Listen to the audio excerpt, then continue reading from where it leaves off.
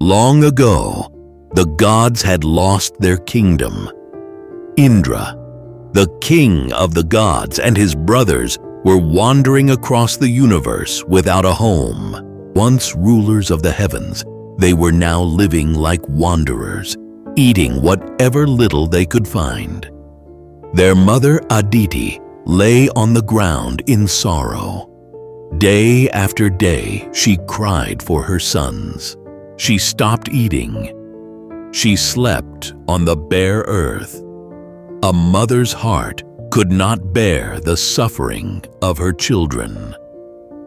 Her husband, the great sage Kashyapa, watched her silently for many days. Finally, he spoke. He told Aditi that only one being could restore balance to the universe: Lord Vishnu, the protector of creation. Kashyapa advised her to perform a sacred vow. For the entire month of Falguna, she should give up all food and live only on milk, while meditating constantly on Vishnu. Aditi accepted the vow. Day after day, she prayed with complete devotion. Her body weakened, but her faith grew stronger. Finally, one day, her prayers were answered.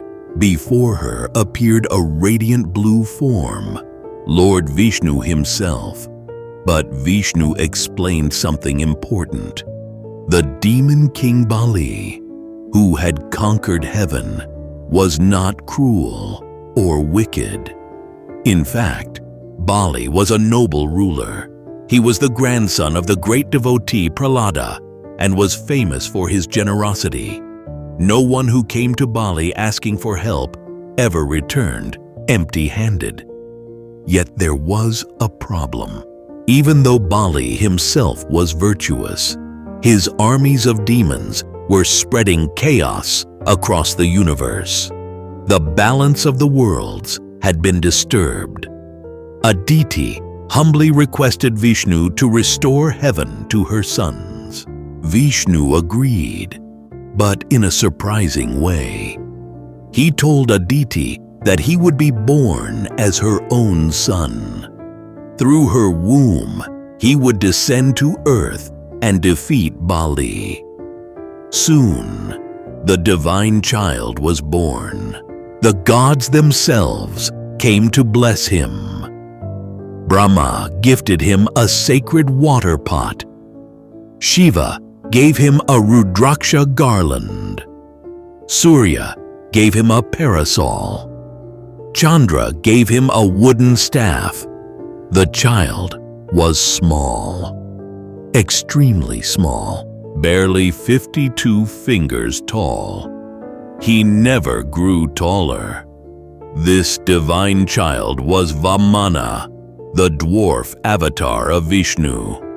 Meanwhile, King Bali was performing a grand Ashwamedha Yagna.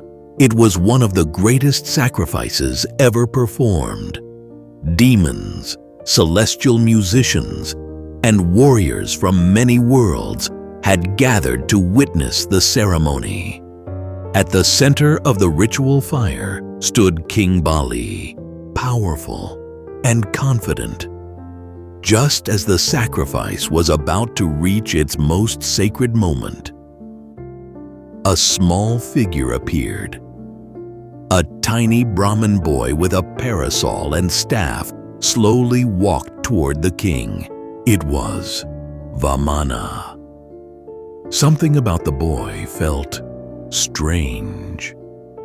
Bali's guru, the wise Shukracharya, sensed danger. He warned the king not to promise anything to the mysterious visitor, but Bali was known for his generosity. He welcomed the dwarf respectfully and asked what he desired. Vamana made a very simple request. He asked only for 3 steps of land. The entire assembly burst into laughter. 3 steps?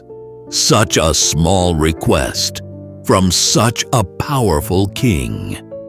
But Bali agreed. The moment the promise was made, something unimaginable happened. The tiny dwarf began to grow. His body expanded, larger and larger. Soon his head rose beyond the clouds. His form filled the sky. His body seemed to stretch across the universe itself. The dwarf had transformed into the cosmic giant, Trivikrama. With his first step, he covered the entire earth. With his second step, he covered the heavens. There was nothing left for the third step. The universe had already been measured. Vishnu then asked King Bali a final question. Where should the third step be placed? King Bali understood the truth.